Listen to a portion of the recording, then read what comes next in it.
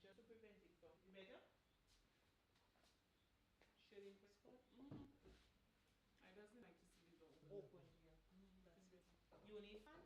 No, it's the mic. No, oh, that's why. So the mic goes on. Okay. Roy, come there. We know. Go on that side still. 3, 2, not just now. You better tell them in. You ready? Not yet. G, I can let people in? Yeah, man. Okay, no. Not yet, sir. I just have me. Why look at? Remove your mask. I do remove mask? Well, in that day. Three,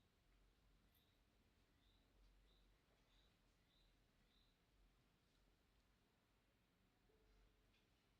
now? Just say 3, 2, 1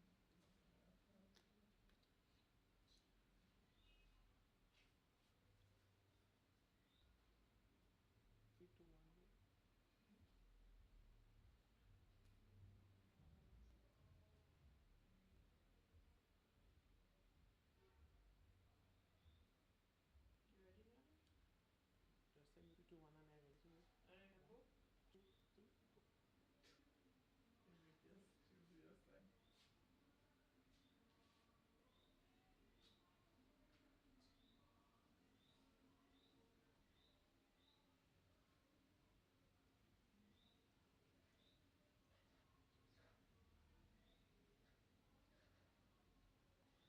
Good afternoon, everyone. Season's greetings. Welcome to Adult Education in collaboration with the Division of Culture Virtual Experience Christmas Street Day 2. Today we will be doing stuffed turkey and honey glazed ham. I hope you have your pen and your paper ready. We welcome you into the chats. We welcome you on Facebook, those on the Division of Culture page and Ministry of Governance page. I hope you are ready today. Today we have with us Mr. David Leblanc. He's from the village of Benz, who will be doing or facilitating our program today. I must say Mr. David Leblanc is a fascinating guy. He is a man which you don't find much chef in Dominica doing such work. He is our local punch guy. So today he will be showing us some of his skills, his baking skills, his Christmas baking skills, and his chef skills. Mr. Leblanc has been teaching adult education for quite a number of years. So sit back, relax, those of you who want to relax, those of you who have your turkey and your ingredients ready, please do not forget to leave us a comment in our Facebook page, on the Division of Culture Facebook page, and for your questions on Zoom, you can also post it in the chat. Please remember our COVID protocol. Mute your mics when you are not speaking to clear out the background noises, so that we can have a crystal clear program. Enjoy yourself. Season's greeting, and Mr. Leblanc.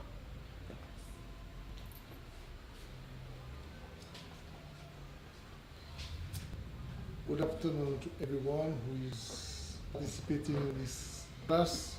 I welcome everyone this afternoon, and we are going to do a soft turkey and a baked turkey. So I'm going to show you all first things first. Before I start anything, I have to give my name as Mr. Leblanc, David Leblanc from Ansdime. I've been doing cooking for quite a while. I've been doing different things in wines and countries. So I'm going to share with you all this afternoon. I'm going to share some of my baking turkey, how I bake turkey, and what you need to do when you bake in turkey. So first thing first, when you buy your turkey, you will find, when you buy your turkey, you will find inside the turkey, at the neck part of the turkey, you will get a small bag, which will show you the liver and the heart of the turkey, which you will be using to do your gravy.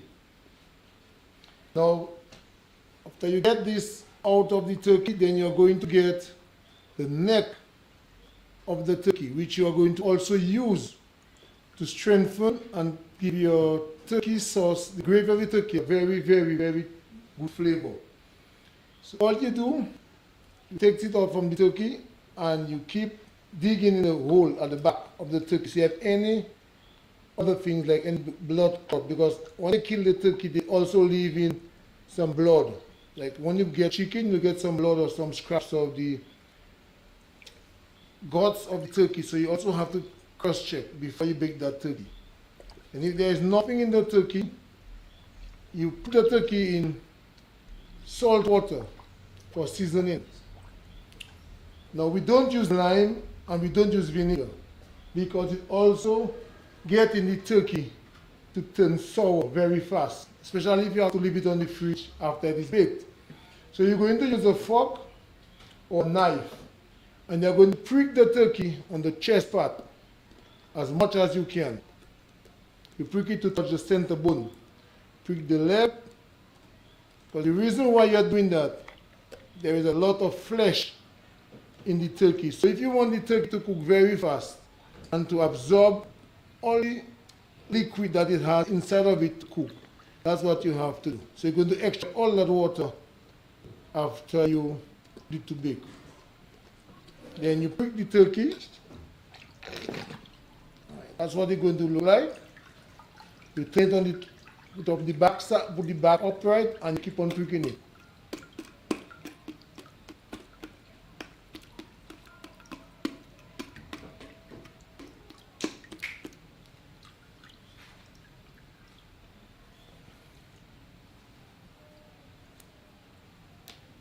Then you're also going to weigh your turkey. It is very important that you weigh your turkey, so you know exactly how long will that turkey have to stay in the oven.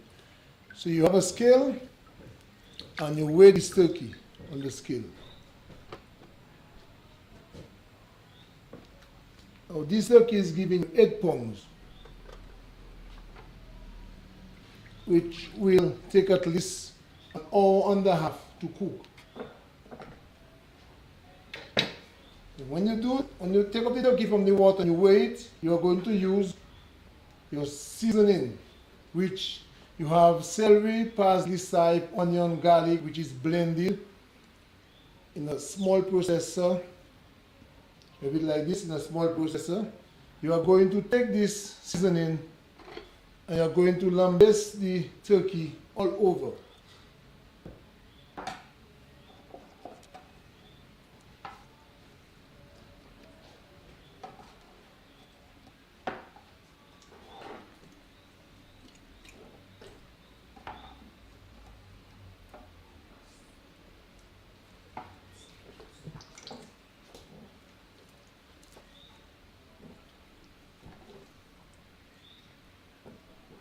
And when you're through flambasting this turkey, you also have to, most of the time the turkey comes with a rope, a string in two. Now this string is to keep the turkey properly compressed after you finish seasoning it. Because what happens if you don't do that, the turkey is going, its wings is going to open, the leg is going to open and will not give you a good baking. Now also at the back of the turkey has a plastic which they use to keep the legs of the turkey to stay closed. That's why it is not open. Then you take this turkey and you season it all inside properly.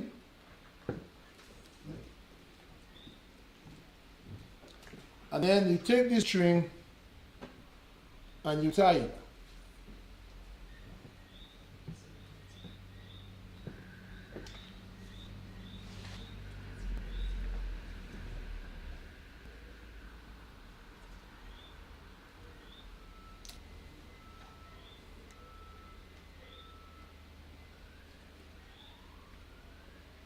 Now you don't use any string, you can use the thread from the flour bag or the rice bag. You can use it also if you haven't got, because most time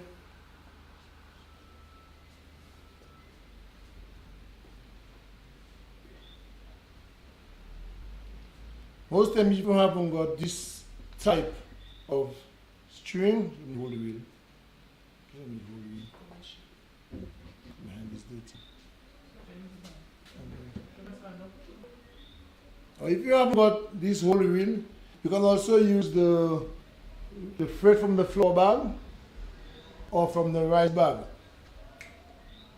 Then you are going to tie your turkey properly with this string. So that's how it comes out. That's how the turkey comes out.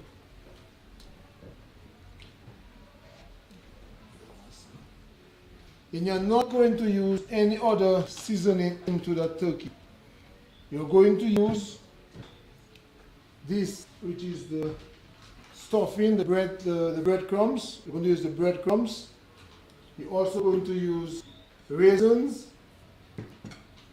and you're going to use your seasoning. That is your seasoning that you're going to use. You're going to use thyme, celery, and chive, and parsley. Now you're going to take this seasoning and you're going to chop it. If there's any question along, you can stop me. You chop it.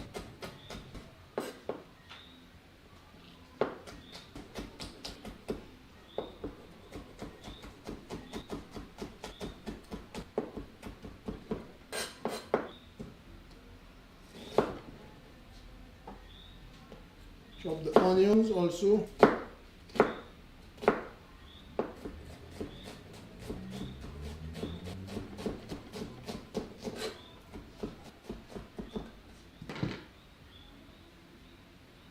Chop three branch of parsley.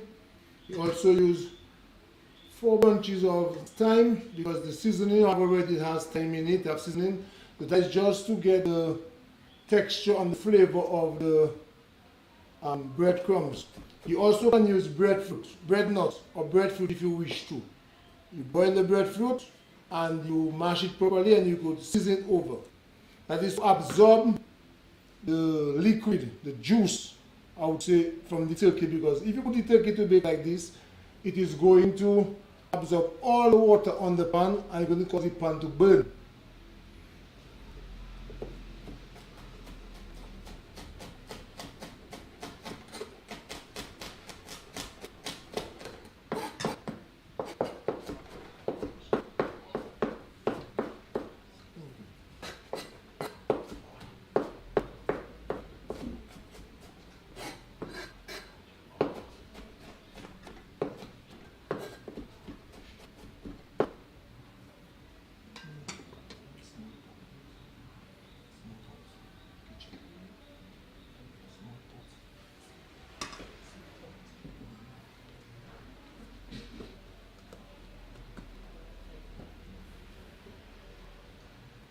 With an 8-pound turkey, you have to use one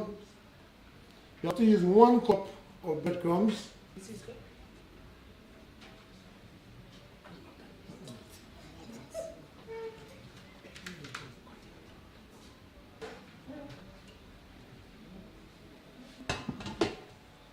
With these 8 pounds of turkey, you are going to use 1 cup of breadcrumbs.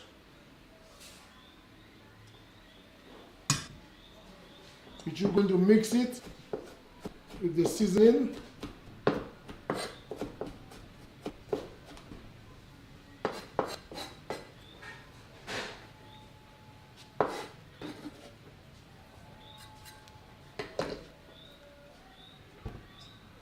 Also going to use this 2 tablespoons of raisins. Now the raisins you're going to use is to give it a flavor. Most of the times the breadcrumbs just be a little bit stale, or it stays on the shelf too long and you might not observe it. Now these raisins are going to take off the bitterness and it's going to give it a different texture. So we're going to use 1 tablespoon of these raisins.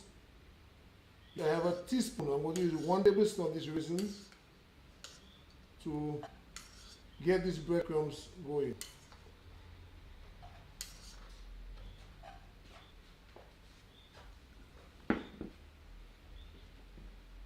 Now we are going to add all the ingredients together. But most of the times the breadcrumbs are seasoned already, so you don't have to give it salt. Because if you give it salt, it's going to get too salty. But the turkey already is soaked in salt and ham. It's soaked in salt and garlic. and local seasoning. And you stir it all together.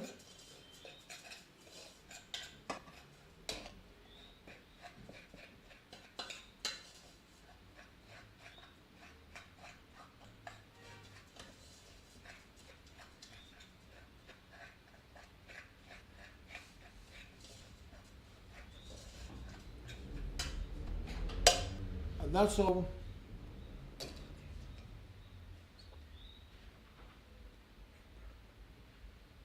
And after you have stirred everything together, that's how it will look in terms of before you cook it.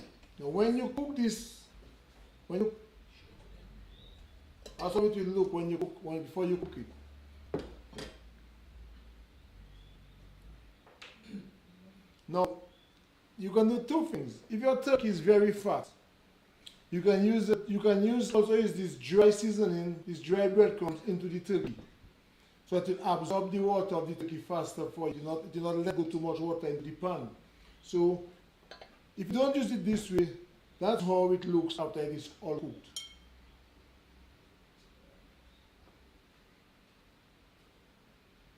Then you can take a spoon and you turn the turkey upright,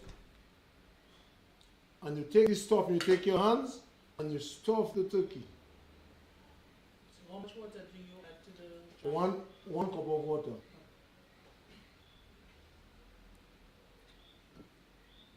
It is like a paste, it is like a dough, because it's bread. And you stuff the turkey properly.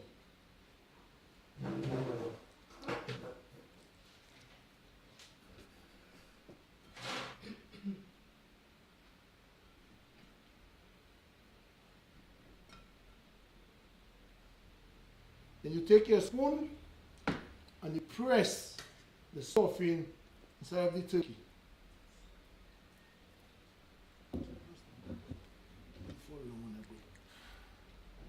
You press it inside the turkey to make sure it is properly compressed. Because the reason you're doing that, if you just put the breadcrumbs inside the turkey and you turn it upside down on the pan, it is going to fall out in small pieces. So you make sure that you press it inside.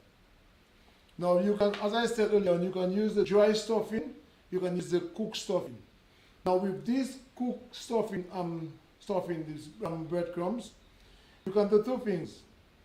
You can cook more than a cup. You can use 4 cups if you wish to, because you can also use that stuffing to add to your menu when you serve it, because it's already seasoned already.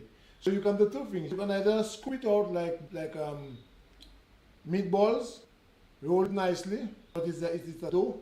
You can add your milk or your egg into a pan and you beat it, and you can pass it in flour and dip it, and you can deep fry it also. It comes out like a meatball. So you can use this after the turkey cooks, so you can do your serving. Now when you finish do this turkey like this,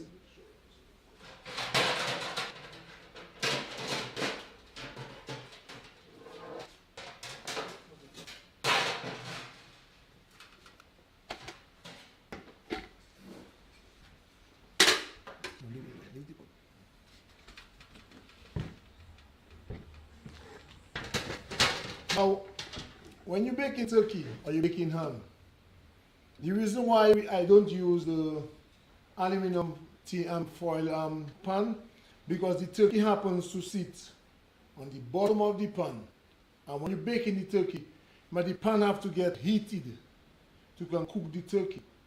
Now I use this pan and I use a bottom pan for it, which when you place your turkey on this pan, it is not going to burn, because most time you cook a turkey, you bake a ham, what happens that the heat burns the back of the turkey or the ham. So you don't use just a plain pan, you use an extra pan there, because most of these things they come into the ovens, so you can also use them. Now if you haven't got a pan, you can also buy a rack that can fit a pan. If you're doing baking like ham and turkey, you can buy a rack that could fit into the pan, so you could put your turkey on the pan. Now, when you're baking your turkey, the ovens also have two shelves. And it has 2 shelves and has 4 corner racks. But the 4 corner racks is to adjust your racks when you're baking, because if your oven is a very fast baking oven, what is going to happen to you is that you are going to put this in the bottom pan and it is going to cook so fast that it is going to burn the bottom of the turkey. So if your turkey comes with a very nice color, which I'll show you in a while, a very nice color, you put your turkey on the back. Put it on the back and you're going to place it into the oven. Some people, they use foil paper to cover the turkey to avoid it from burning or to cook faster. But most of the time, the foil paper, because of the salt that you use in your food, the salt happens to eat up the foil and it stays in the flesh of whatever you're baking. So you can only use foil after something is already cooked, just to cover it. They haven't got to touch whatever you're going to surface or whatever you're going to do, because what happens is salt happens to eat up is aluminum. And you don't bake a turkey in aluminum bowl or an aluminum pot, because what happens is that the acid, the salt of the turkey is going to stick on the aluminum part and metal is going to stick in the turkey. So it is not good to use those things. That's why they recommend these pans to do your baking. Right? Then when you finish with this turkey, you put it in the oven like this, as I said, and you put your oven on 300. Now when you leave the oven on 300, what do you think is going to happen? You're going to start to take the scent of the turkey burning, cooking, but it's not only burning, it's the excess water that comes out from that pan that falls in the bottom pan, it's not burning. Now, if this turkey had to stay on this pan, on this bottom pan, which I'll show you again, on this bottom pan, you see as the water still drips out from the pan, it's going to burn and get black. Now you're going to cause your turkey to burn and come out black. So you put your turkey like this and you put it in the oven. Now the weight of the turkey have a lot to do with cooking, timing of cooking. A turkey which weighs 8 pounds will take an hour and a half to 2 hours to cook. It depends on the speed or the heat of your oven. Because some ovens, according to the burn of the oven, it sends a lot of fire, but it don't keep the heat. It don't keep the heat. What it does, it just sends out of fire, it does burn out of excess gas, and it don't keep the heat. So when this turkey is about an hour, you take up the turkey from the bottom, on the top shelf, you put it in the bottom shelf, and then you turn it on its stomach. So the next half an hour, the turkey stays like that. When it is cooked for the next half an hour, you're going to turn it back on its stomach, and you're going to put it, as I was saying, if you didn't compress it properly, it's all going to fall off. So you're going to put it on its back for the next half an hour. Now, with the next half an hour before it is cooked, you take in your fork and you prick in the turkey right through. When you take off the fork from the turkey, if you haven't got a cooking thermometer, you can use a fork. When you prick it, and it sends out blood and water, it is not cooked as yet. Because most of the turkeys, they have more flesh on their chest part. So when you do it like this, you put it back in the oven. That is the time now you're going to use your pineapple. Every time you're going to use your pineapple on the turkey. Now with this pineapple you use, it is all sliced already. So you're not going to use the pineapple on the pan. You use the pineapple on the turkey and you put it like this. You put it like this and you take a prick and you prick it in. You put the turkey, you put the turkey. So after you finish with the turkey now, you're going to use a teaspoon of turmeric powder. Somebody asked, can Pyrex be used? Yes, it can be. It can be used. What can be used? The Pyrex can be used. As long as a baking Pyrex dish, it can be used. But you have to, the turkey have to, so you can fit in the Pyrex dish. But you also have to monitor as I also tell, the rack, how low the rack is. You have to monitor the center of the oven so you can cook properly. Any more questions? No. Okay. Now when you put this pineapple on this like that, in the next 10 to 15 minutes, when you take up the turkey and the turkey is cooked, you are going to use 1 tablespoon of turmeric powder.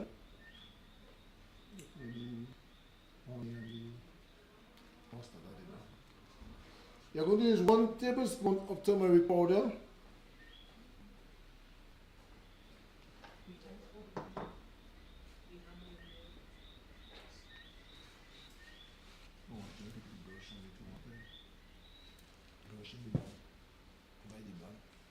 You're going to use 1 tablespoon of this turmeric powder earlier on, and you're going to use 2 tablespoons of mustard and 4 tablespoons of honey.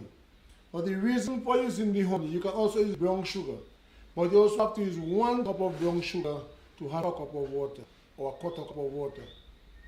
Because the reason why the lighter, the reason why the lighter the sugar is, you'll not get a dark color.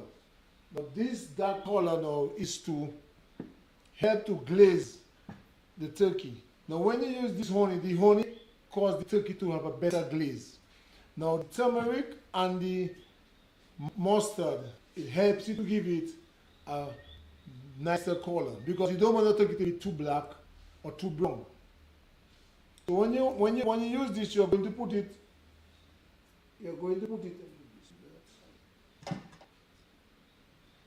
as I said earlier on, you're going to use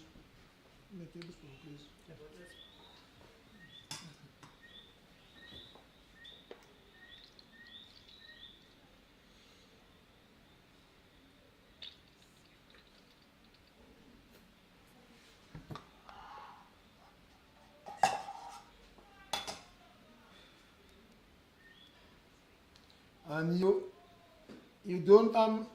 don't make this thing until, or to make it a little bit diffusion, because the mustard has a lot of acid.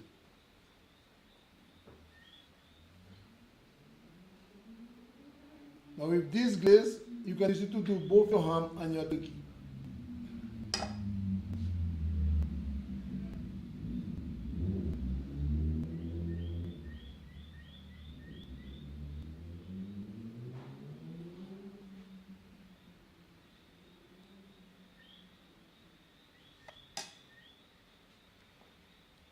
After finishing using the honey, it's always wise to wipe or rinse the mouth of the honey bottle. What happens is it attracts ants. When you come to use it next time, you are going to be embarrassed with ants in your honey.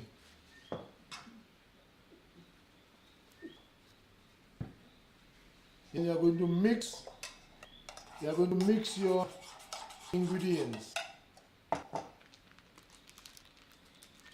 Then you use 1 tablespoon of this turmeric powder.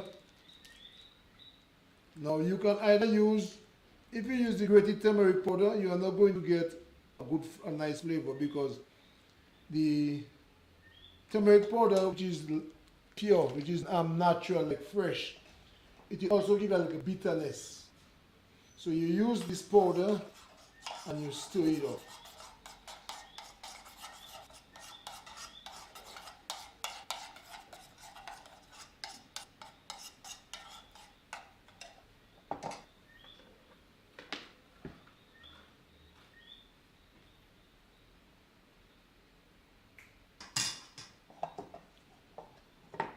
Then you keep stirring it properly, so that the powder of the turmeric will dissolve with the honey and the mustard. And that's how it comes out. See how nice and yellow it comes out. Now if you want to really see how it tastes or feel how it tastes, you can also taste it. Because some people they are very allergic to certain things, and they can't eat too much of one thing. So if you're cooking for somebody, you need to know exactly what amount of salt they can use, or what amount of sugar that they are going to use. Because when you glaze the turkey, after the next 15 minutes, you're going to put it back into the oven. Now when you place it back into the oven, what happens is that the heat of the glazing is going to cover up all the coating of the turkey, because some people, they use oil and butter, and the oil and the butter, it does not communicate to the skin, because the turkey skin also have fat. It will always be sliding. That's why you You don't cover the turkey and leave the turkey exposed in the oven as it is cooking. So what happens is that the heat is going to burn out the fat of the turkey and it's going to send in the bottom of your pan. Now you also can do two other things again, which when you're using your turkey, if you haven't got enough meat to make up your sauce, you can also use Irish potato. You peel like this 4 Irish potato and 2 carrots, and you put it some onions and put it in the bottom of your pan. I want to dip your pan in the bottom of your pan, and you give it a cup of water.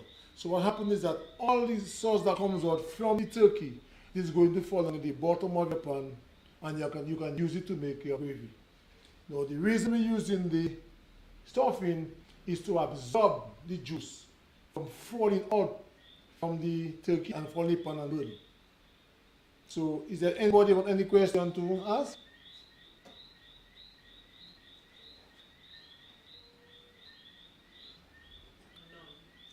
Now, when you put your pineapple in your turkey, you can use, some people they want pineapple and cherry. Now with your cherries, you don't dip your fingers in the cherry. And you dip your finger in the cherry, jar of cherry, is going to turn sour. So you use a fork or toothpick. Now you can also do two things. You can either cut this cherry in two.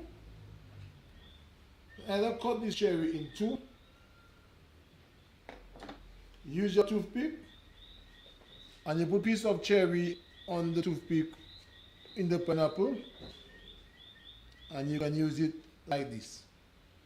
Now what happens, you can also use the juice of the pineapple if you want, if you feel to. You can add some into your glazed. So what happens to you? You're going to get, when the turkey cooking, you're going to get the flavor of the pineapple. Also, you can use this pineapple on a special tray. If you don't want to put it on the turkey, you can put it on a special tray and you put it in the oven to get heated for 15 to 20 minutes. Because the reason why you are going to do that is that if you expose this pineapple on a tray, just like that to do a serving or decorating, the people want to eat the pineapple. But what is going to happen, it can hurt them. So you kind of pre-cook it for the people who can use it. Or if you don't want it like that, you can put it in a container, in a plate, in a Pyrex dish. You put the pineapple in the Pyrex dish, and you can also put some rum on it. And you light the matches on it, and it just start to burn until all the flames of the fire stop. Then the pineapple, you can also use it. So you can do it in different phrases. Now, if you want also, you can also use boiled leaf. Some people like that to be very high season. You can use boiled leaf under the turkey with onions. You don't cut the onions. You don't cut the onions. You don't cut the onions in half. Sideways. You cut it in half, like in rings. And you place these onions. I'm going to show you some ways.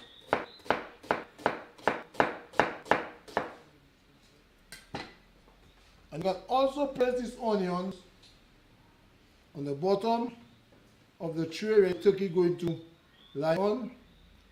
And you can also put some a few grains of clove. And you use it because clove is something that is very strong and it's a preserver. So you can use at least 12 to 15 grain of clove. But the reason why you're going to do that, when the pan starts to get hot, you're going to evaporate the heat. Now the heat is going to absorb the oil because clove has a lot of oil in it. It is going to absorb the oil from the clove. The onion flavor is going to go into the turkey. Remember, you pick your turkey. So you're going to go in the turkey. Also the boiling is going to make it taste a little bit spicy. So you see there's many ways you can do your turkey. And even when you get certain recipes in turkey, you can also look at the recipes and think of something different. Anytime you love cooking, you can do a lot of things by learning one recipe and mix it with others. So it's very wise that when you're doing certain things, you have to remember what you're doing. You spread the clove into the pan, and then you place the turkey only. Now, that also helps the turkey from avoid from burning also. The liquid in the onion, the boiling leaf, all that absorb the excess water and avoid it from burning. So after you do this like that, then you're going to place your turkey into the oven. Okay, the turkey will stay for, as I tell you, an hour and a half to 2 hours. It also depends on the weight of the turkey. Any more questions?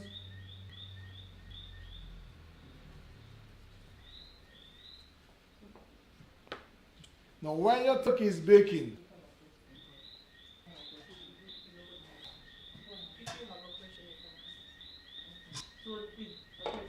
yes. Okay, so the onion burn eventually, will it burn at all? It will not burn. It will not burn. The reason why it will not burn to affect the turkey is because of the turkey is not on the direct pan. It's not on the direct pan. Because what happens, as I said earlier on, when the reason why I believe the maker make this pan like that is to whatever you rest in the pan, it can never stay flat on the pan. It always have a little ridge. So therefore now, the reason why you put this extra pan on top of it, whatever, because this pan is going to hold a lot of heat compared to the pans that they sell in the shop. Because it is very thin and it will take more heat as it causes the turkey to burn or the ham to burn. So when you place it on this pan like this, all the water falls from the turkey going to stay in the bottom pan. So you'll find the bottom pan have a little blackness or a little dark color. So what you are going to do now, what is going to happen, it will avoid the turkey from getting burned. Now you also have to monitor your turkey because some people have ovens that cook very fast, some very slow. So that is very important for you to know about your oven when you have your ovens. And also you have to be balanced. If your oven is not balanced in your kitchen, you're going to find one part of the whatever you put in the oven will be on the side, and one part is going to get more heat than the other. Because the part that's upright will get more heat, and the part that don't will get less.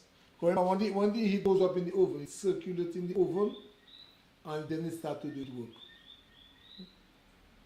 Now you can bake the turkey. You can season the turkey overnight. You can bake it in the night and use it in the morning.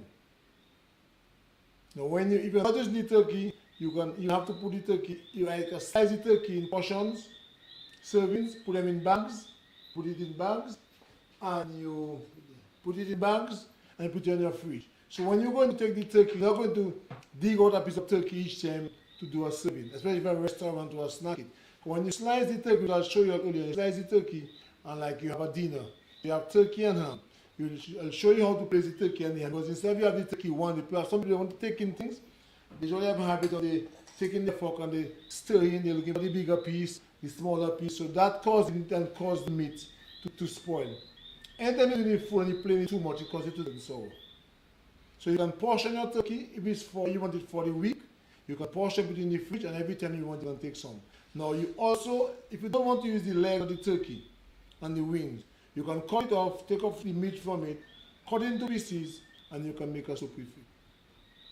So you have nothing to lose. Some people say when they bone the turkey, they give it for dogs, but it's a waste of time. So you can also do it two ways. You can either cut it by slabs, by slices, or you can do it. If you want to cut it in pieces, depending on how much of it in the home. If you want to cook a turkey for like, how much of it there? 8 of us. So if you want to cook a turkey like this, we want the whole turkey for the day. We don't want to slice it. All we do is I want to say I want the leg, I want to say I want the thigh, I want to say I want the wings, and then you can divide the turkey and you can go along. But it's never good to leave your turkey to be too dry when you cook it. That's why I tell you have to monitor the oven. Because the below part will become more dry than the above might be more dry than the below. So that's why you have to turn it. Always good to turn it. Any questions? Now I'm going to show you all how the turkey is going to look when it is baked. The color. After it's baked.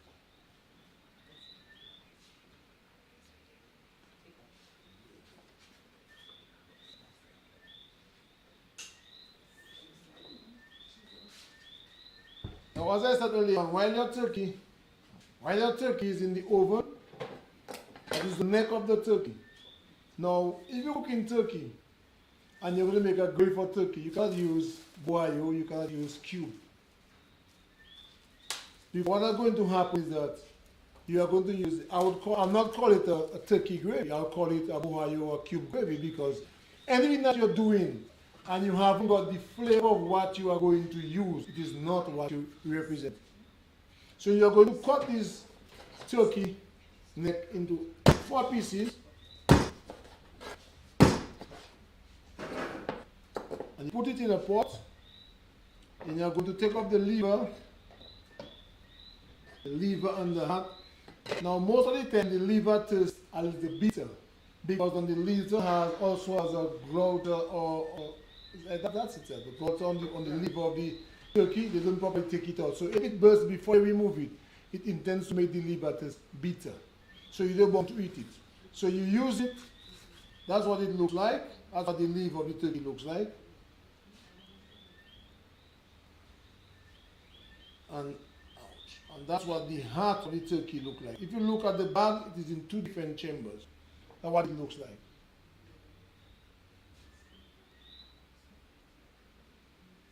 Now we are going to put it in the pot. You don't have to slice or chop your seasoning. You can cut an onion in 4 and you put it in the pot. You cut a carrot, you put it in the pot, which I'm going to show you.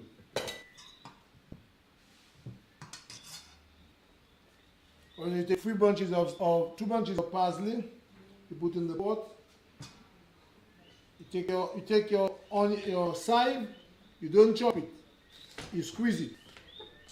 Because what happens is that this hair of this side is big. So to get the juice out of it, you squeeze it like this, and then you turn it. You can wrap it over, and you put it in the pot. You take some parsley, some thyme. Take out the 3 bunches of thyme. Also put it in the pot.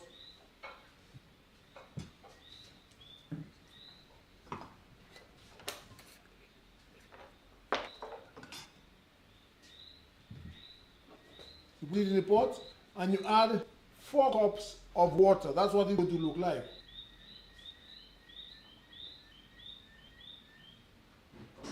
You're going to add 4 cups of water into this pot. Now, the 4 cups of water that you use into this pot is going to cause the meat, the neck of the turkey to boil. So you're going to absorb, you're going to extract the flavor of the turkey neck and the liver into that water. Now, when you use it, you also put 4 grains of clove, because you are not going to use the gravy like this. So you want, after this boil for about half an hour, boil for half an hour, you are going to strain in a strainer. You are going to strain the gravy into a strainer. Now you don't use bohayo, you don't use cube. You are going to use salt. You are going to use at least a tablespoon or 2 teaspoons and a half of salt in that liquid.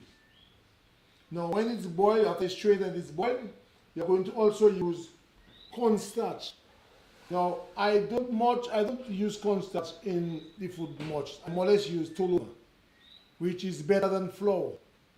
So if you're allergic to flour, most people are allergic to flour. So what they usually do, I usually buy the toloma, put it in a container, I use it to thicken my gravy, whatever I'm going to do. So now you're going to use 2 tablespoons of toloma or cornstarch in half a cup of water, and you're going to stir it until it dissolves.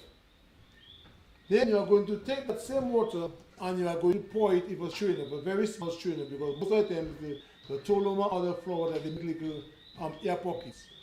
So you are going to pour it while the pot is boiling. You are going to pour it into the pot, and you are going to stir it for at least 5 to 6 minutes. You're going to stir it until it gets thick. Now, if you want it thicker than that, you can add more. If you don't want it thicker than that, that's just the natural gravy you're going to use. Now, when you use it like this, you can also use peppermint. If you have fresh peppermint, you can chop it. Or if you have this lemongrass, the very young lemongrass leaves, you can use the very young lemongrass leaf and you can chop it. That is for garnishing when you are going to serve your turkey and your ham. Any question? No. Now when you're using turkey or using ham, most times people do this food and they add every food or every meat or every fish has its particular. Because in terms of turkey, if you have a turkey like Christmas when you have turkey and you have ham, what those things, you either can use cocoy, fig, dashing, yam, plantain. The plantain is too hard, you grate it and you can make a pie out of it. Because this turkey and ham food comes with more or less baked food. It's a baking session. You are not going to take this turkey and this ham and you're going to say, well, I do well to fig and to dashing. It is not look presentable. Because even when you're eating the turkey and the ham with the fig or whatever, you're going to find you're going to have a little odd feeling in you. Because you're not going to get the feelings of the turkey. So you either use baked rice or baked macaroni or macaroni salad or a pie. It goes better and use a green salad. Because most people they doesn't like how to say, they doesn't like plenty acid vegetables in their food. So you can either use cabbage, carrot, lettuce, cucumber, and Christophane. You grate Christophane raw and use it in vinaigrette. So that you make a toast salad so you can serve it like this with your wine or your juice and you're very good to go. Any questions? Now when you make your turkey gravy,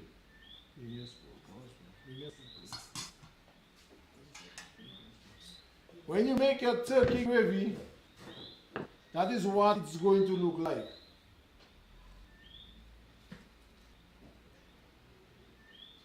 Now the reason why it's looking like that, there is no artificial in it. I use the excess juice from the turkey that was in the bottom of the pan. I use it in the gravy to get this flavor. Now you see it has the pieces of turkey neck. You see pieces of the turkey neck in the pot, in the gravy. That is the heart of the turkey and the neck. Well, the liver was so soft, I don't know how it maybe all fall apart. I don't know. Because it's a very, very soft and part of the turkey. Eh? So that's what it's going to look like. Now after your turkey, while the turkey is baked, as I said, you can make your gravy if you haven't got time or you have time on hand, because most of the time the turkey takes more time to bake than making the gravy. The gravy you can make in at least 5 or 6 minutes. You can make the gravy. Now when your turkey also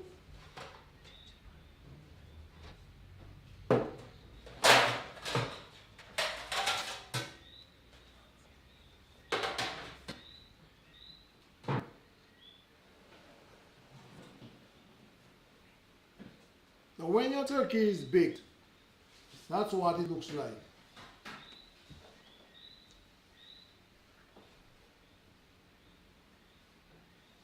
It has a very light color.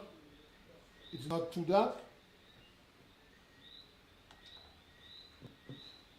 Now, you turn it upright, you are going to see the same color of the turkey.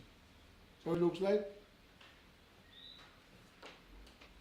Now that is the glaze you use on the turkey. That's how it comes out. Because the turmeric powder helps it to get a darker color, and the honey and the mustard give it more glazing color.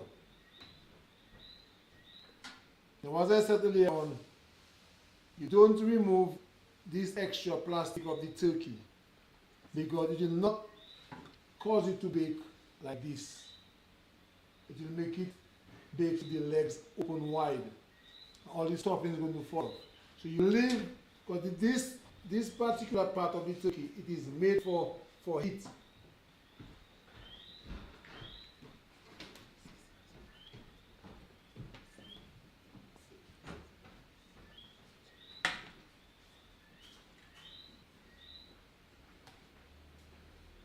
It is made for heat.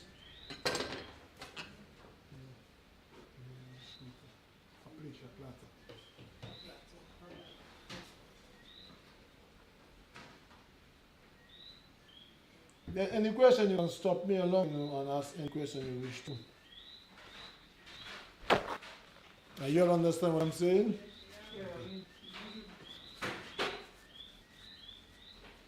Now this small thermometer in this turkey, the reason why they put it in turkey right here, as I said earlier on, the chest part of the turkey has more flesh and is much more dry. Now if the turkey is not cooked, it's going to pop up. It's going to pop up. As long as the turkey is properly cooked, it is going to stay in the turkey. What happens as all the liquid of the turkey drops out, it is going to keep this part, this arrow part of the turkey, going to keep it tight. If it is not cooked, take a look at it. If it is not cooked, it is going to slide out. If you look at like an arrow, it's like an arrow, so it stays in the turkey. So when you test your turkey is all cooked.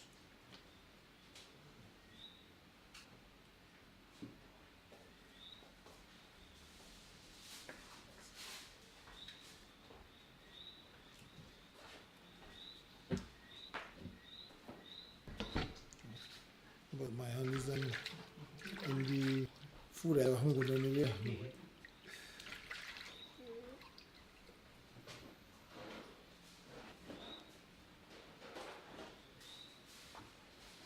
Now what you're going to also do,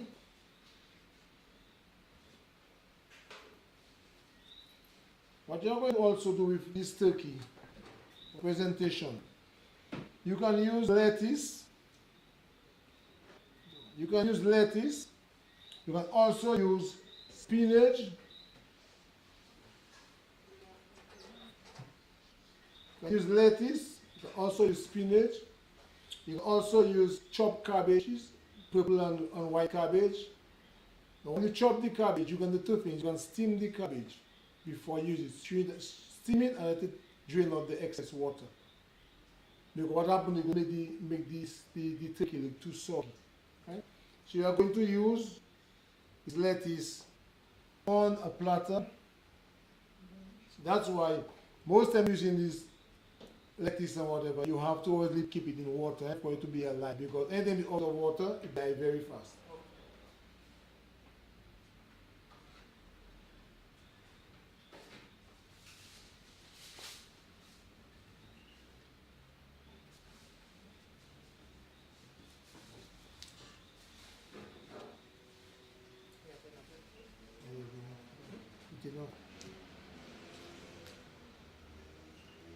Now when you serving lettuce, there are two things you must observe.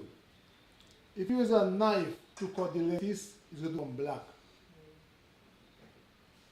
So you don't use a knife, you use your hands to break the lettuce. If you're making a toast salad and you use a knife to cut the lettuce, it's going to turn black, very, very black.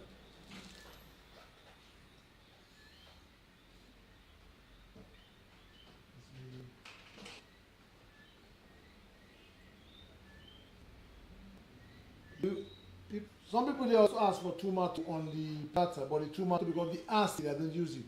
Because tomato extract out of water. Cucumber extract out of water. So I don't much use it.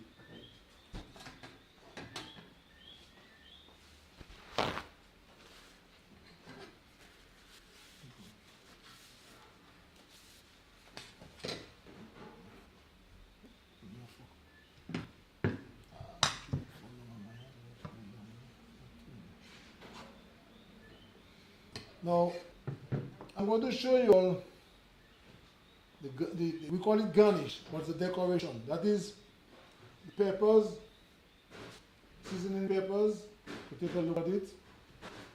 Now, for you to get the pepper in this angle, after you wash the pepper, you cut it with a knife, take off the seeds, and you put it in cold water, PC cold water. Now, what the water is going to do, it's going to cause it to open. So you are going to use it. You can use the red, the green, and the yellow if you want to, if you have it. But we are going to use this decoration, garnish. You are going to use it on the platter. See how this one comes out? The more the water is cold, is better for you.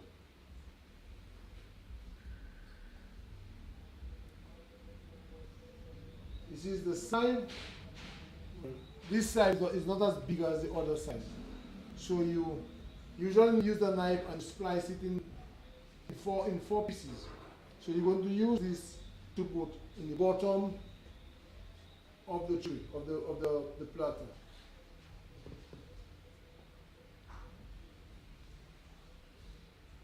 That's how it looks. Then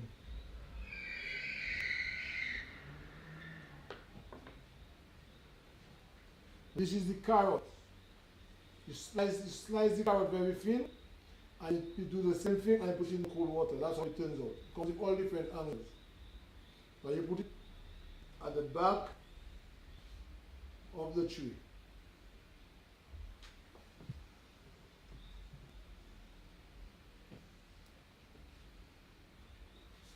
Then you're going to use your knife and also going to use a fork, which I'm going to show you. The first thing you do, you're going to take off the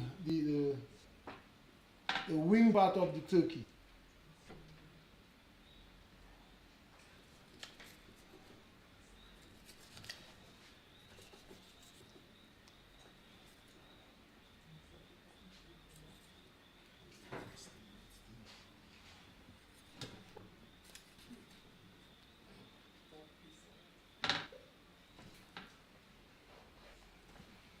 And then you're going to slice the turkey. Use your fork and you slice the turkey.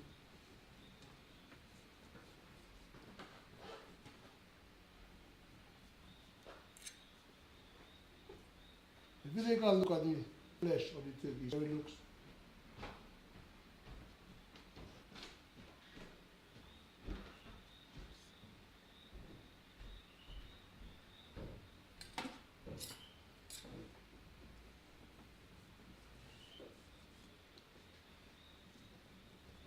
Now some people, they don't like the skin of the turkey.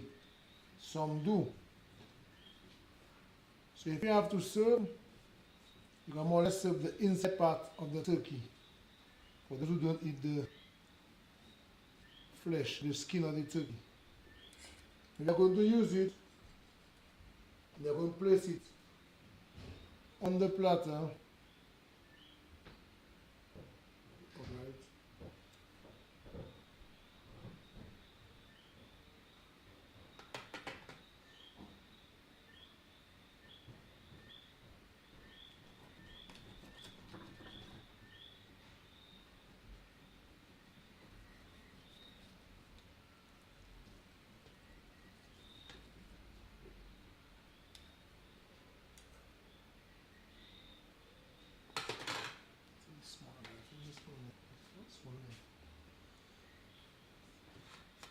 Now, if you take a look at the turkey, you could see the stuffing in the turkey. That's the stuffing right here.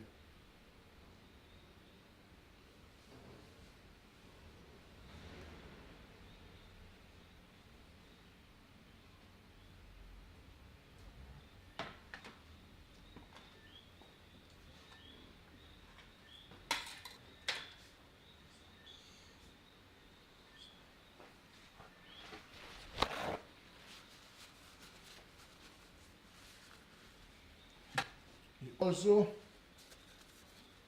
takes off the leg.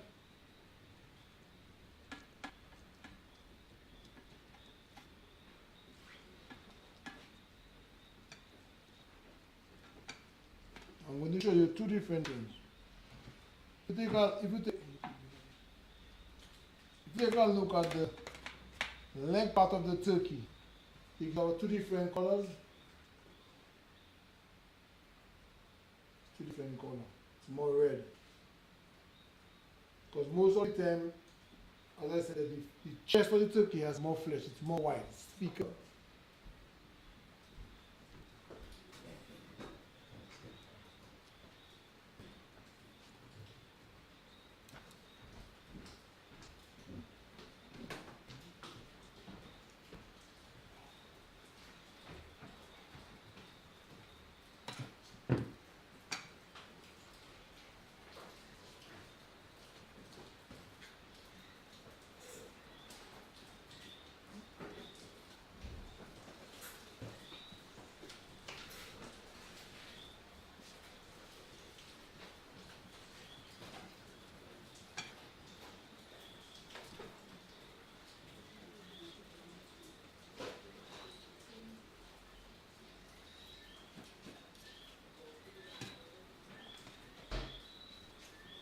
you know if you bone turkey, you come a better, you have more work to do.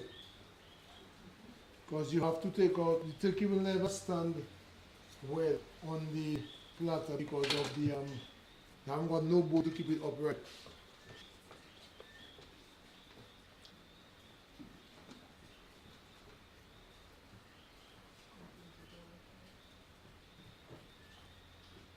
If there any question you could ask when I'm cutting the turkey, you could go ahead and ask.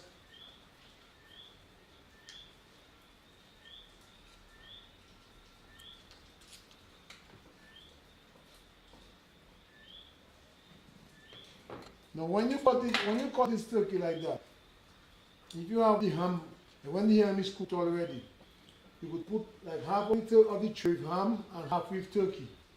Or you could put, as I was saying earlier on, you could put like one slice of turkey, one slice of ham. One slice of turkey, one slice of ham. So at the end of the day, if somebody has to serve and they eat in both turkey and ham, they can go ahead. But they don't eat in turkey, ham and eat in turkey. You must put it separate. Now you can also use a garnishing session where you can make a separation so you don't attach to each other.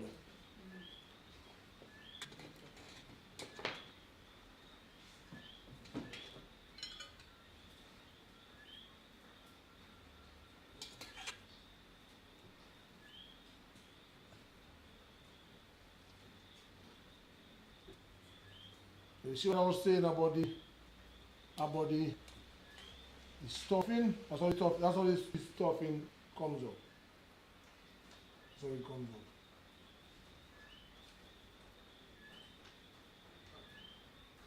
Now you can take that same stuffing after it's cooked in the pot, as I said, and you can roll it in little balls, pass it in the flour and dip it in the egg and put it in the deep fryer. And you can use it also as a serving. So when you have the turkey on the ham, put 2 little balls, and you also can use Irish potato. There is a small thing like a spoon, there's a scoop. You can scoop it out and steam it and saute it with garlic butter. And it is very good with the turkey and the ham. So you can also use it like that. So with this stuffing now, you're going to take this stuffing and you're going to... I'm going to show you what you can do, how you can go along serving it also.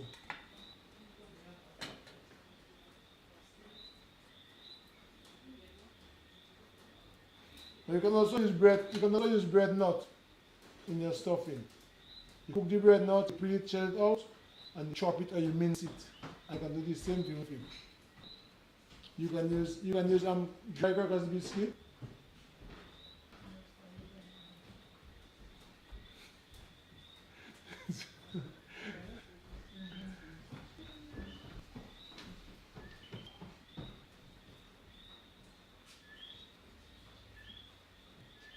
So when you have this stuffing, you can use 2 spoons.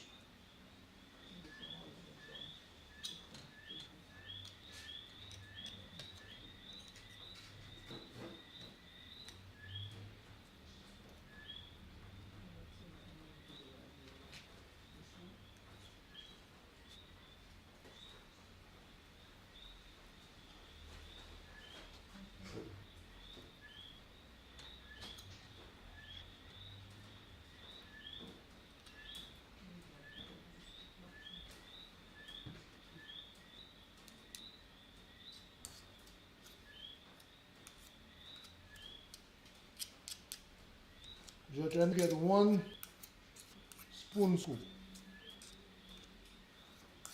And then you use it and you put it by the turkey. Now if you have to serve in a restaurant, or because in a restaurant you buy a plate of food, you say, boy, spend $6 for a plate of food in a restaurant, I get 2 slices of turkey. It's not because of the size of turkey, it's the amount of work that they had to put to get that turkey how it is. And at the end of the exercise, the amount of different every little ingredients that they use, you have to pay for it. So then you're going to use, let's get this thing out. We are going to use now your turkey water, your turkey gravy. You're going to use it on the turkey. But you're not going to use it on the whole part of the turkey. You are going to use it this way.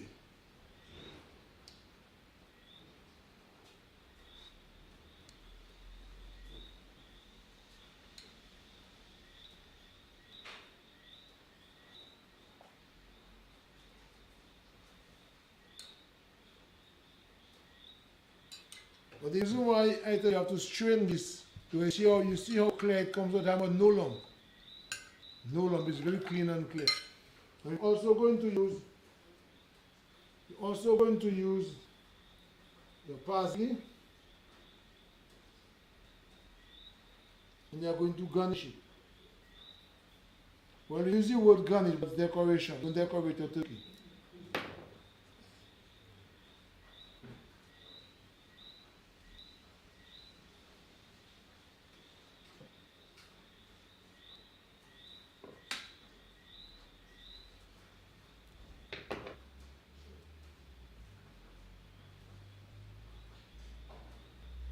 If you have also, that's how it's going to do.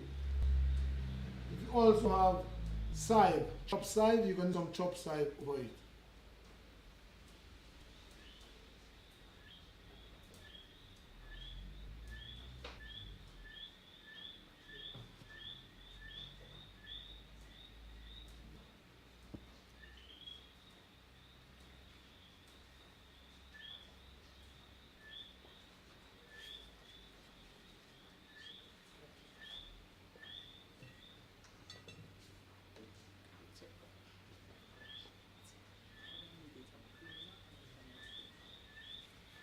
So right now we are going to also do some cleanup of the kitchen, and we'll be back in a while to continue to explain the menu, the recipe for you back all over. So we're not clearly understanding what happens or what we do, or there any questions you can also call on or ask the questions, the woman. So we are going to do the ham. I'm going to show you how to do the ham part at this moment. So we are going to clean up, and then we are going to come back. When you come back, we're going to come back with the ham and show you how to do the ham also.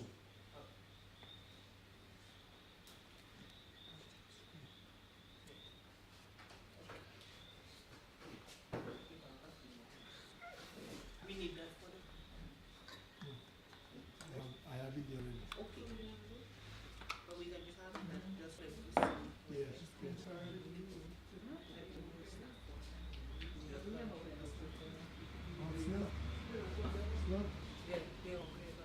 What? After. Yeah, or the baby ham after. Don't let them get too hungry. We Because need to win. that will be good now. There's you can move it on the fridge. Yes. You did not see me, no?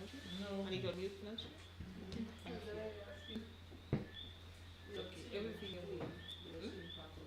Okay. As I don't have mask.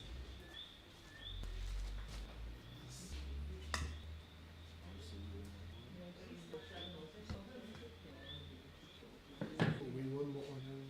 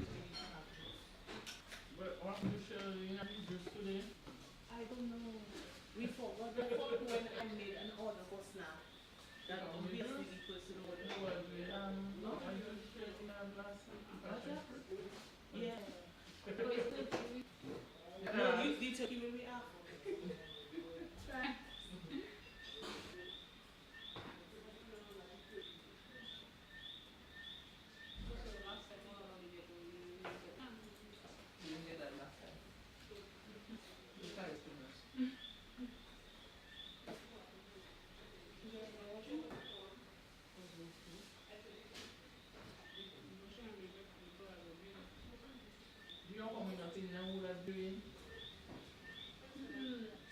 I think your block says only the person like that can see who are doing. Not true? How come?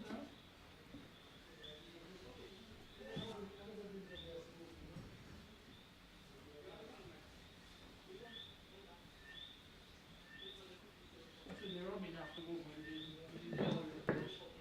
should be one. I hope it have a juice. I hope it use the spoil. Feel very easy, not me. That's showing juice. I can just Yes, that's what I want. It's good? No. And nobody touched it. You don't take me from food. I can do it.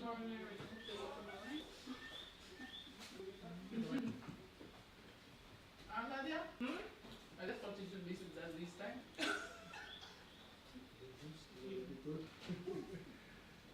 Then give your good juice to drink.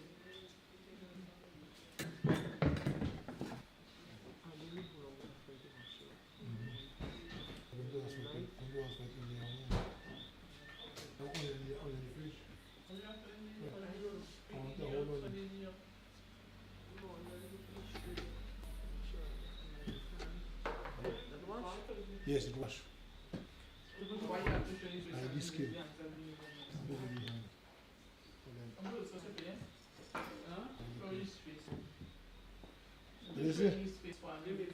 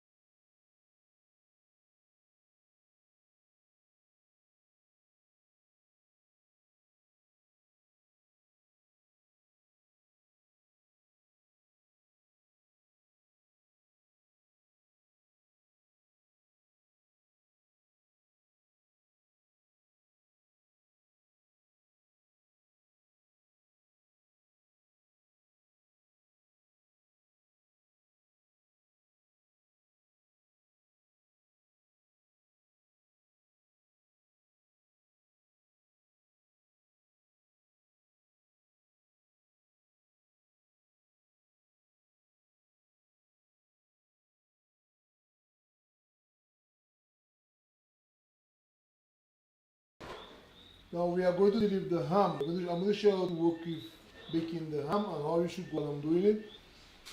So before we start about the ham, I'm going to give you a few tips about the ham. Now there are different type of hams. There are hams that compress ham, which they mince it all together and they compress it. And it is all cooked. And they also use it like you don't have to cook it, you just have to cut and slat and serve. There are some ham now that are fresh, which you don't have to parboil it. The reason why you parboil the smoked ham is to extract the excess smoke in the ham, the excess salt in the ham, and the excess fat, because ham is pig. Now if you take a smoked ham and just put it in the oven, it will take more time to cook, because the reason why the salt already sees the flesh. It's just like if you're cooking meat or cooking chicken. Well, if chicken and fish, if you cook it and you give it salt, you take salt in the pot. If you're cooking cow or goat or something else and you give it salt before you cook it, it will take more time to cook. It will take more time to cook than if you have to give it without salt. Now with the ham now, you also have to weigh your ham. Weighing is important because you need to know the weight of what you're going to use and how long you're going to stay. So weighing is very important. So you weigh your ham,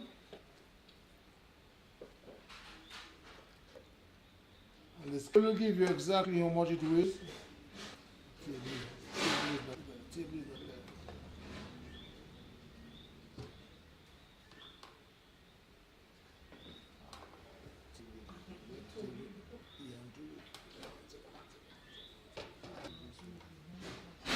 Okay. This ham is weighing 7.5 pounds.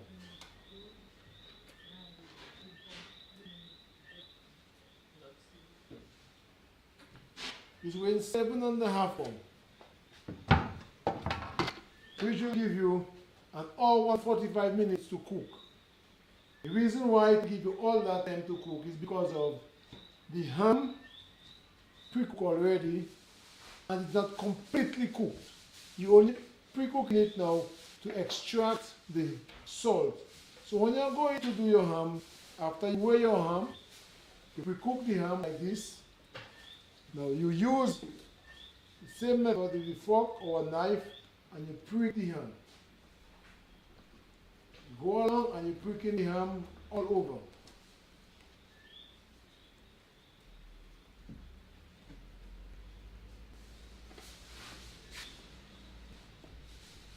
Now if you look at it, when you look at your ham, you will find some parts have more flesh than the other. The skinny part has less flesh. Now you can also bone your ham. If you want to bake it, you can also bone it. But before you bone that ham, you have to, before you parboil it, you have to bone it. And when you bone in your ham, you use a fork and you prick to see real bone, which angle the bone is. Okay. So you can know. Somebody's asking me after you parboil it, you prick it. No, you prick it before you parboil it. What I'm going to do, you prick it before you parboil it. So in case you forget to prick it, you can do it after? Yes. If you forget to prick it, you can do it after. Now when you parboil in your ham, you leave this ham to parboil for an hour 145 minutes to 2 hours. Because the reason why the ham is a little bit thickness of the ham is more on the meat side. Take a look at it, it's more on the meat side. Now it will take more time for the heat to penetrate through the bone to the bone before it's cooked. Now the reason why you're doing that is to make sure that when you put this ham on your fridge or you bake this ham in the fridge, that the inside of the ham is not raw. It can contaminate you, it can hurt you, it also can get spoiled. Okay, next question. Do you soak it first? No, you don't soak it first. The only thing you can do to the ham is wash it. You wash it. Then when you prick it and put it to parboil, you also have to give it 6 tablespoons of salt. Now the pot you put the ham to parboil, is the water have to pass the height of the ham. So the ham have to be exactly in a pool of water so it can boil it. Now you put the ham to boil on the fleshy part first for at least an hour. Because what happens is that if you look at here, only prick here, it's in the bone is all here. So here will take more time, it will cook fast on the fleshy part. Now with cooking on the fleshy part, while it's cooking, what's going to happen is that the fat under the skin of the ham is going to extract it. Now you put garlic. You don't peel the garlic, you don't grate the garlic. You take a head of garlic and you use your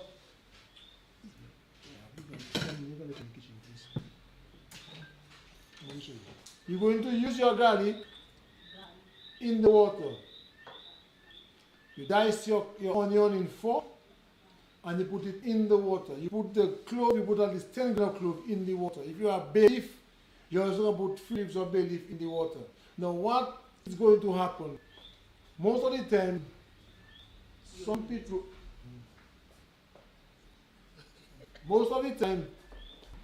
when they raising animals, they more or less kill the male pigs. And there's most of the female because the male pig flesh tastes better than the female pigs. So you get a better flavor and a better taste, but most of the time they happen to castrate the male pig at a very early stage. Because if they don't, it is going to smell pure pee-pee. You're not able to eat it. So they castrate it very early, or the French will have a way of doing it when they're doing their ham. Even if it is not castrated, they use a lemon in the mouth of the pig when they kill it. So that lemon now would happen to get all the fat of the pig comes like flesh, and it comes the scent of the freshness of the ham or the meat. Now what happens is that when you use those seasoning, you don't peel your garlic, because garlic with the skin have a lot of potential. If you are suffering from a gas problem, you can just take the garlic like this and just pound it, put it in a cup, and it's 3 heads of garlic. Pour hot water on it. When it gets cold, you can drink it with a pinch of salt. Now, the skin of the garlic has all the flavor in it. It's like when the onion is an onion. And when the onion grows in and the onion dry, all the flavor is in the leaf of the onion. You will not see it, but when it cooks, you'll get the flavor in the, because it is the older part of the tree. So all the nutrients is more in the older part than the younger part, because the younger part have to grow and get all kind of minerals before it can make up itself. So you're using this garlic, what you're doing now, you don't grate it, you take your knife and you press it. With the skin and all? With the skin and all. And you press them.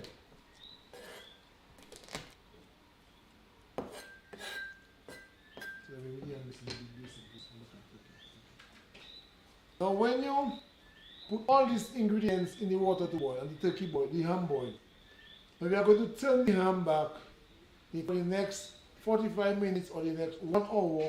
You're going to turn it back on the fatty part, the skin part.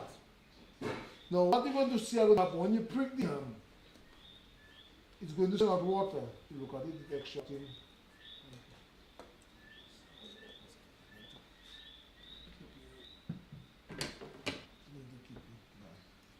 So what you're going to do now, you are going to use the onions, as I told you, or I said to you earlier on.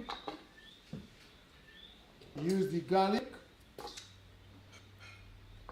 You also use, now, most of the times, if you take a look, or if you try to do it on your own experiment, I would say, most of the flavor of the pepper is in the seed. Now you don't have to cut this, because the seed also can give you stone in your bladder or in your kidney. Now you don't have to cut this seasoning. Like if you're going to use it like that with the ham, you can just chop it and leave it in, but you have to strain the water after. Take out the ham from the water. So what you're going to do, you're going to use this pepper, you're going to cut them in 3 or in 4, and you're going to put them or leave them in whole. You just burst them. They make it a funny, just poof, burst them, and you put your thyme, you put your parsley and your thyme, and you also put some garlic, some clove, at least 15-20 grains of clove in the water, and you put your turkey, you put your ham. I like to use the word turkey. You put your ham in the water like this, and then you give it water to cover all the top of the ham in a pot, and let it boil. Now if you have a cold pot, it will save you much more gas than if you use your stove. You take more time on this than the cold pot. So you can put it on the cold pot, you can put it on wood, whatever you choose to. And when this ham finish boil and you test it, sometimes if you want to know how good it is, because the reason why I use the salt. The salt, when you use salt with salt, it helps to extract the excess salt in the flesh. It's like if you have a sour grapefruit and you give it salt, it's a little sweet.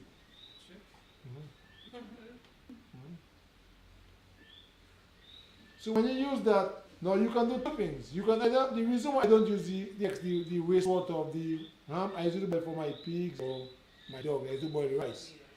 That's a very nice taste, a very nice flavor. But the reason why I don't use it because of I don't know exactly what they use to smoke the ham. They will put a lot of different bush or different tree or wood to smoke the ham. So I don't know what they use. So I will not use the water. I usually boil my dog food or my pig food. Now when you finish with this ham and this boil, you're going to take this ham and you're going to put it on a tray to drain out the excess water in the ham. Then when you finish with this ham, you're going to use your onions. You're going to use the onion. You're going to split, you're going to peel up the onion and you're going to cut it in half. And the half of the onion you peel it out and you're using the clove.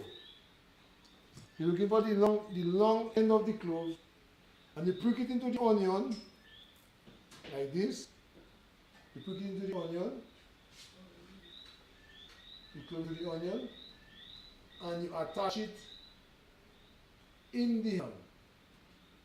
You attach a few of it on the ham. What is going to happen is that the clove is going to preserve the ham, and we're going to get the flavor of the onion. It's already boiled with seasoning. Now when you boil your ham, you can do two things. You can either serve it like that, or you can take it and you can deep fry it. You also can give it flour if you choose to, breadcrumbs, egg, and you can deep fry it in a deep fryer. Then when you bake it now, the reason of baking it is the access, because if you want to take the ham bake on the fridge, every time you pass, you can take a piece of ham, put in your bread, and you're good to go. Now, when you finish with this ham, and finish bake this ham, there are two things you can do also. Some people, what they usually do, they take off all the meat on the bone, and they leave the bone exposed. Now, you can leave some meat on the bone, and you can buy a new hacksaw blade, or some people you can bring some and they can saw the ham bone for you in small pieces with all the flesh on it. And you can use it also to make a soup, like for New Year's or some weekend you can make a soup, which you can use young sweet ripe tomatoes with bell peppers, and also you use lentils, and you let it stew in the pot by itself. Because when you stew your lentils, it happens to cook faster. So what you're going to do now, you're going to stew it together with a little oil, or if you want, you can use butter, if you choose to. And when it starts to, the tomato start to extract the flavor of the tomato, then you're going to add your water to it, and the rest of your seasoning. Then you're going to use little dumplings or little tanya or yam into that same soup you make. When you're not making it too thick, you make it very light, so you can use it as an appetizer, or you can use it with your bread, like a slice of bread and a little ham. So but it have all the nutrients, because it have the lentils, it have other little things in. So you don't throw it. Some people want to take out the meat from the ham. That's for my dog. But I'm a dog too, and I like bone. so you don't have to, when you buy these things, they're so expensive, and you have to just throw it away. It doesn't make no sense. So if any ham is too much for you to eat, or you want to eat too much ham one time, you can also slice this ham, as I showed you about the turkey, and you can portion it in your fridge. So if my husband is in plenty, we give him 4 slices of ham or 5 slices of ham, you stew them in the morning, and it's the breakfast. So when you take out a bag of ham, it's a bag of ham you take out. If it's 3 of us, it's 3 bags of ham. Instead, you have to take out the whole chunk of ham, and you have to defrost it and go back and freeze it. That is poisonous. Anytime you defrost and freeze it's not good. Like if you cook food and you put the food and you plain the food whole, and you go and freeze it the next day, it can so poison you, it can kill you. Especially rice and potato, very poisonous.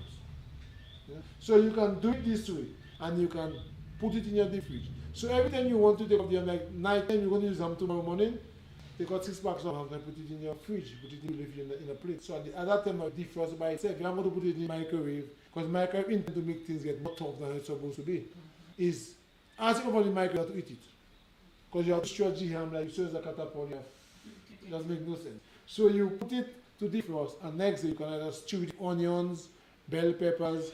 If you have also have spinach, you can add spinach to it, and you can use it to make your breakfast. Or if you want to use it, you can chop it very small, and you can put it to boil in your macaroni. You can put your macaroni, make a macaroni salad, or whatever salad you choose to. If you bake in macaroni and cheese, or whatever to bake macaroni, you can also slice this ham, or chop this ham very small, and mix it season like onion, garlic, onion, celery, parsley, side. You mix it together, and you spread it in the middle of your macaroni. And then you can add your restaurant macaroni and cheese, or you can grate some cheese on top of it, and you can bake it. So at that time, after you bake it, you can have it, you can use it this way. You can use it in many different ways, not just for breakfast alone, or for dinner alone. You can use it different ways. So when you have this ham like that, as I said earlier on. Okay, so you're going to put the clove and so all around it? Yeah, you put in the clove. You can space out the clove. You can put a few So if you haven't got the onions and you haven't got bay leaf, you also can use the clove. You can just spread the clove all around the ham. Just spread the clove all around. Make sure when the ham is cooked, you take it out. Because clove is very bitter. But it gives food a very nice flavor, a very nice taste. So you spread all over the turkey, the ham. I don't know why I did the turkey. I was like, and you put it in the oven to bake. So does it have to have plenty, or you can put 5? No, you don't want to put plenty. You can just put a few. Because one, I put it in the flesh because you see most of the time the flesh of the ham happens to have a little freshness also. Okay. So it kinds of breaking it down. If the ham skin is too tough, you can just break it and put the clove into it.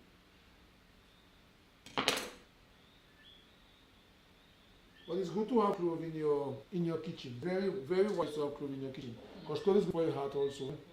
If you suffer with a heart problem, you can also use clove. You can start with 9 till you reach on 1 every night. You make a teacup of clove. You use 1, 9, 8, 7, 6 until you reach on 1, and then you stop. It increases your heart, strengthen your heart. Because my granny was sick, and that was the thing that has strengthened her heart. She couldn't walk up anything. So you can also use it. Now you put this turkey you put this ham, you put this ham in the oven to bake. Now this ham weighs 7.5 pounds, so you know exactly you have to leave this ham for about an hour and a half, 45 minutes to 2 hours. Because when you parboil this ham, what you will realize when you break it, it will be showing you the excess water that's in the ham. It will be showing on the tray. Now when you use the ham like this, you put it to bake on the skin part. Because the reason why you put it to bake on the skin part has more oil, more fat. So you're going to get it now to extract that extra fat in the pan. Because these pans, as I said earlier on, they hold heat very, very much. Okay, so the question for you is, do you put it to bake for an hour before you put the glaze? Because yes, you put it to bake before you put the glaze. Because the reason you put in the glaze is to keep the moistness of the ham and to make it more presentable. Okay, so if you put the pineapple and stuff before, what does it do? Now when you put the pineapple before you put the glaze, what happens is that pineapple is sweet. Pineapple, and then you intend to use sugar. Anything, like you make it coloring, the sugar burns very, very fast. It's a very high color. So you put the pineapple, it's almost ready to put from the oven. So what I go down, you glaze it, and you put the pineapple. If you want to put cherry, you put cherry and pineapple on it. And you put surround it. So whatever that comes from top will stay in the bottom. So it will have the pineapple flavor. Okay, right? so after you put the pineapple and so how long do you leave it in? Well, for about 10 to 15 minutes. Okay. It's just to get the pineapple to get a little pre-cooked, so it will not cause any harm or anything, because pineapple is very bad. Okay. So right now we are going to Put it in the oven. put it in the oven and see. Okay. Let you see what's happening.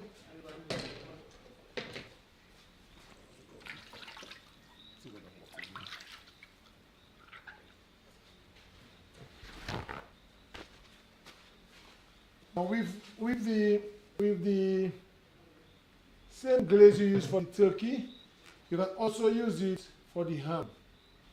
Now, sometimes people use vinegar and they use butter to glaze. But butter doesn't really glaze, because anywhere you put butter in heat, it's going to melt and it's going to slide. You only use butter if you're going to do lamb. Like you use this only on the small food processor. You can use it with rosemary and butter and a little salt, and you mince it until it reach. You mince it until it reach very, very fine. So now what you're going to do now, you're going to take this lamb and you're going to wash it with some lime and you rinse it after. Anytime you cook, lime is a thing when you cook with lime. We don't cook with lime. You use lime after you finish cooking. Like you're making a fish gravy and you have to use lime, you use the lime on the fish to get the freshness of the fish off your hands. Because what happens is that lime intends to make food turn sour. And if you make, especially vinegar, if you use vinegar, anything that you cook, the next day it will give you a heartburn, indigestion, or it turns sour. So when you're using vinegar and lime, so you need to be very careful. You can wash the turkey also with lime or vinegar, but you have to make sure you rinse it properly. Because what the turkey and the ham does, and the lime does, it extracts the freshness. Like I said, the French chicken, if you have a French turkey, like the one we had earlier on, it's fresh, you must put soaking lime and salt. So at the end of the day, what that's going to happen, you're going to see a host of white like a white frost on top of this water. What they extract the freshness from that flesh and it brings it up. So the freshness comes, so you rinse it and then you can use it over. Any question? Now when you put your ham in the oven to bake, that's how it looks. If you take a look and you see the glaze on the ham,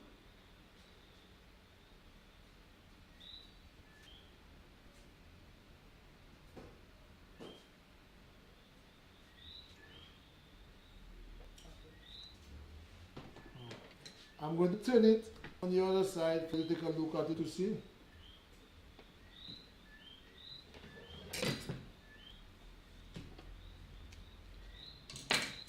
That's what also look also.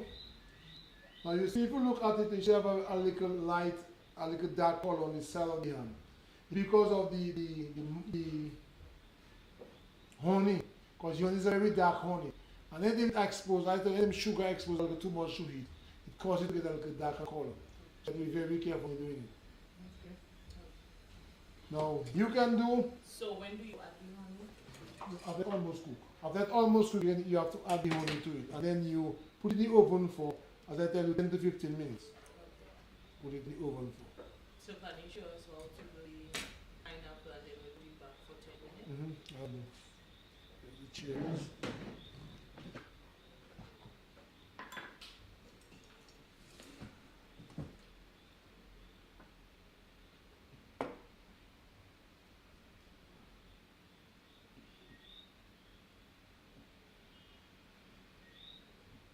So if we ever touch the cherry, we have to throw the whole water that we Yeah, and then anytime you're using cherries, you use a spoon.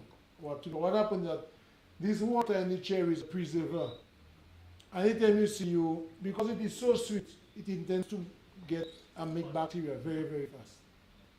So anytime you're using the cherry, you have to make sure you use a toothpick or you use a spoon. It's just like if you have bought also a mayonnaise, there is a spoon in it, and it is not in the fridge, it's going to make some fungus for you on the in the bottle.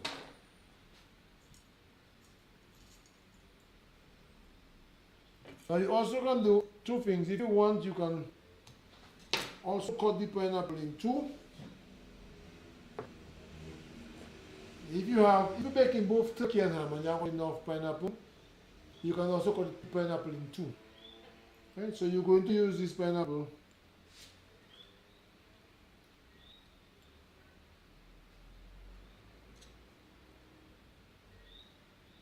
Now if you haven't got canned pineapple, you can also use fresh pineapple, but you have to make sure you take out all the little eyes that you have on it and you slice it.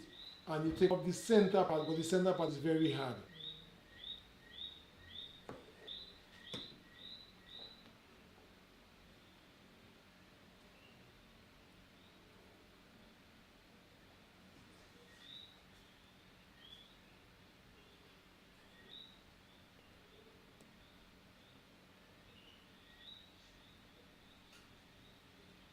The pineapple gives it a very nice taste and a very nice flavor. When you serve it, you have to make sure you serve it with both pineapple and the ham. Because some people they like, as I said earlier on, anything that you're doing and haven't got the flavor of what you're doing, is not what you recommend. So if you're making a cheesecake and it tastes like carrot cake, you make another cheesecake.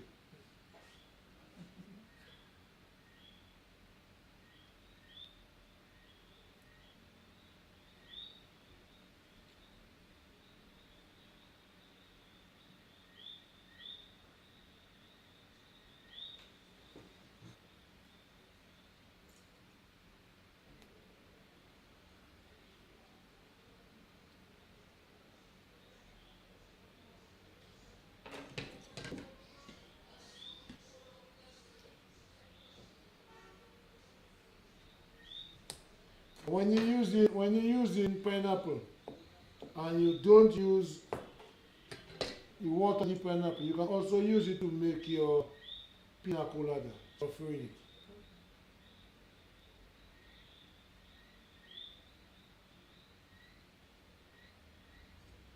Remember, whatever you spend on, you find a way to use it. Like when you're cooking, whatever you're doing, you have to find the best option, the best way to use everything that you spend money on. Because it's not an easy road. Some people, when they say not they that spend for it, so they can do what they want to feel, but somebody spend for it. So you have to make use of all what you have.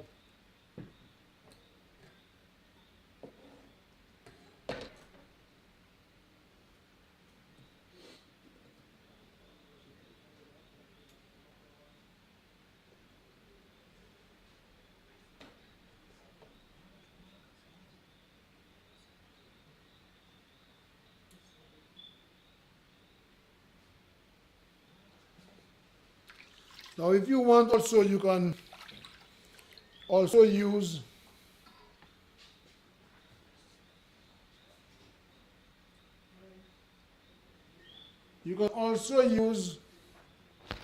onions. You can use onions, and you can use small cucumber. Small cucumber. You slice it like the pineapple, and you can use it. Or you can use Christophane. Now, the reason why I invent the Christophane and the cucumber, some people they don't like high salt, and cucumber and Christophane intends always extract the excess salt in whatever you're using. So you can either use cucumber or Christophane if you want. Now, when you put it in the oven, for 10 to 15 minutes, this ham 10 to 15 minutes. Now you're going to get a little light dark color on this ham.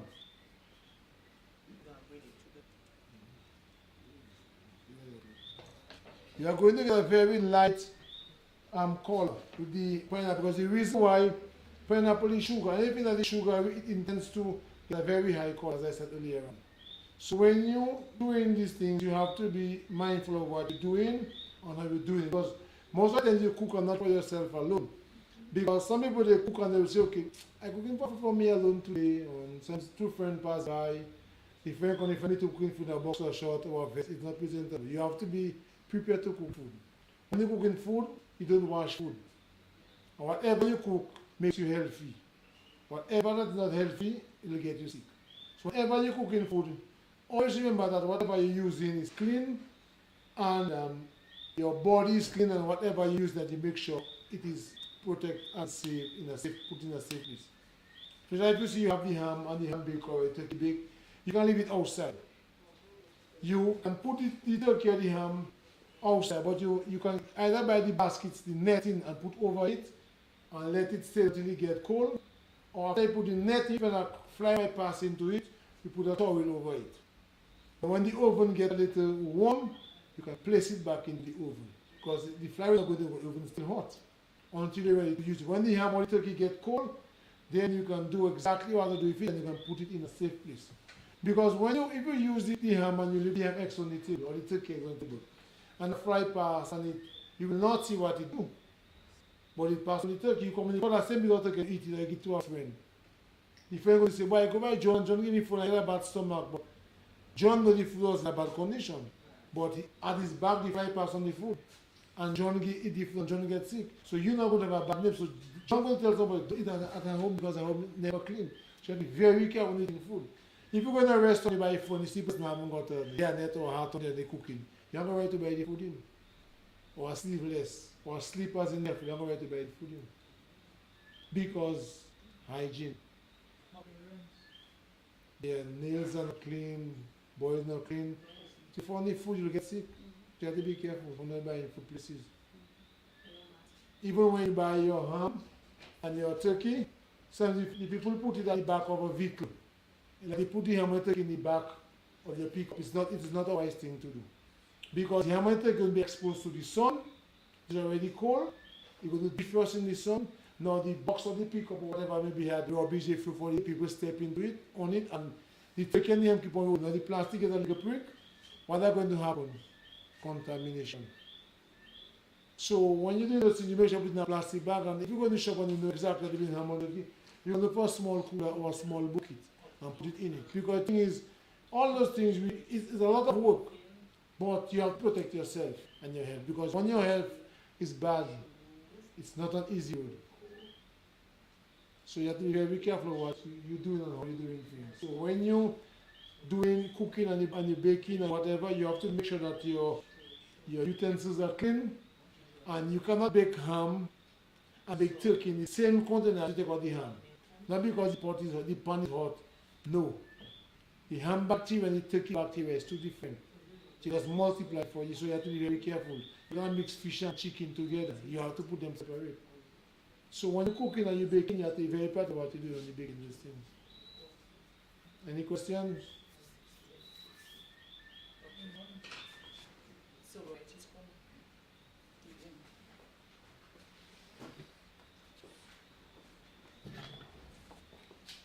Hi everyone, it's me again, Season's Greetings. We just want to say thank you to Mr. David Leblanc for doing a splendid job this evening.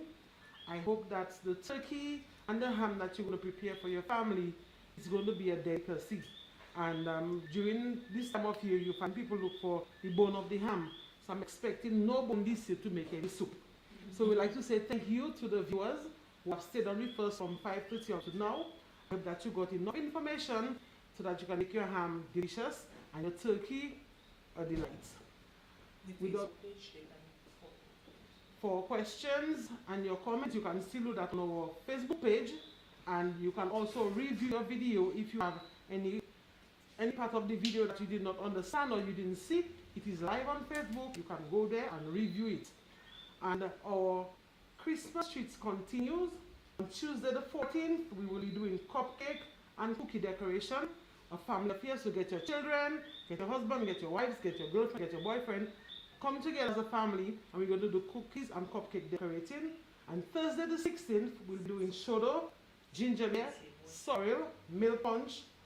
Also, you can make it a family affair or you can do it on your own. Get your ingredients ready. We'll be posting it a couple of days before, and then you can do it with us. Take your notes, take your whatever you need to get that going. A Merry Christmas. Or we say compliments of the season to each and every one of you. We look forward to having you. Thank you to the Ministry of Governance, Adult Education Division, Cultural Division for making this possible. Thank you so very much, everybody. Do have a pleasant evening and season greetings. Bye.